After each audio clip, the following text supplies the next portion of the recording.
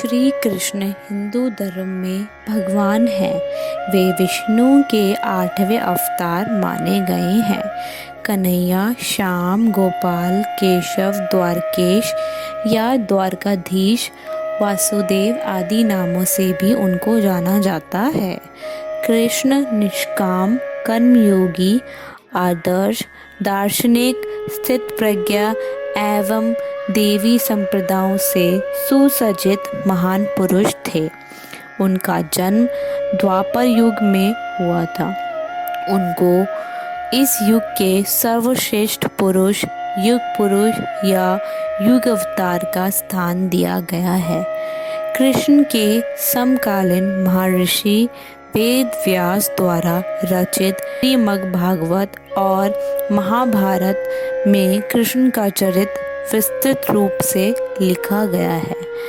भगवत कृष्ण और अर्जुन का संवाद है, जो ग्रंथ आज भी पूरे विश्व में लोकप्रिय है।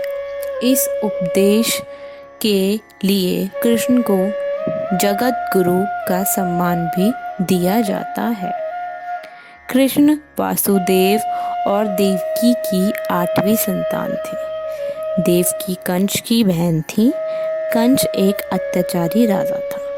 उसने आकाशवाणी सुनी थी कि देवकी के 8वें पुत्र द्वारा वह मारा जाएगा। इससे बचने के लिए कंस ने देवकी और वासुदेव को मथुरा के कारागार में डाल दिया। मथुरा के कारागार में ही भादो मास के कृष्ण पक्ष की अष्टमी को उनका जन्म हुआ।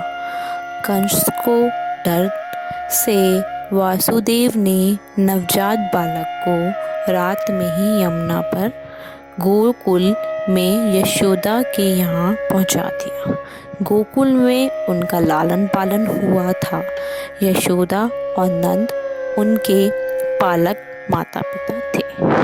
बालक अवस्था में ही उन्होंने बड़े बड़े कार्य किए, जो किसी सामान्य मनुष्य के लिए संभव नहीं थे। अपने जन्म के कुछ समय बाद ही कंस द्वारा भेजी गई राक्षसी पूतना का वध किया। उसके बाद शक्टासुर, तृणावर्त आदि राक्षस का वध किया। बाद में गोकुल छोड़ नंद गांव आ गए।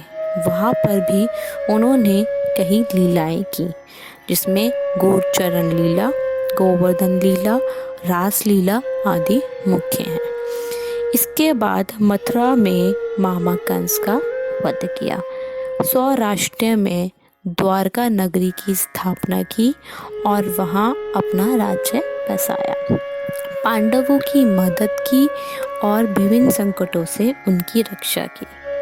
महाभारत के युद्ध में उन्होंने अर्जुन के सारथी की भूमिका निभाई और रण क्षेत्र में ही उन्हें उपदेश दिया।